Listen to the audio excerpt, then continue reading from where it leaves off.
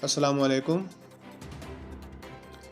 District police officer जिला मंडी बहाउद्दीन अनवर सईद कंगरा ने बताया है, आईजी पुलिस पंजाब की सरबराही में पुलिस निज़ाम को अवाम दोस्त बनाने के लिए सख्त इक़दाम किए जा रहे हैं।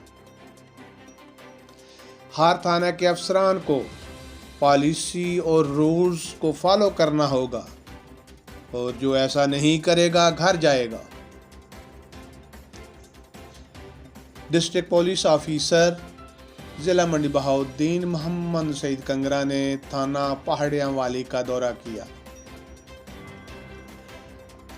आईजी पुलिस पंजाब और सरदार अली खान की वाज़ेह हदायत पर अमल न करने पर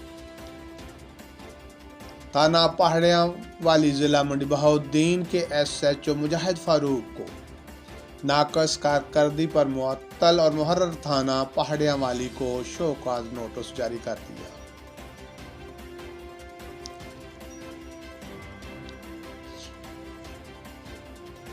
SHO मुजाहिद फारूक ने 9 प्रॉपर्टीज केसेस पर FIR का अंदराज ना किया, हिस्ट्री शीट नामुकम्मल, POS टारगेट नामुकम्मल, संगीन मुकदमात रवाह माल ट्रेस न किए, इलाका में गैंग्स पकड़ने में नाकामी, नाकस सफाई और बायोमेट्रिक हाजिरी मुकम्मल न करने पर मुअत्तल किया गया।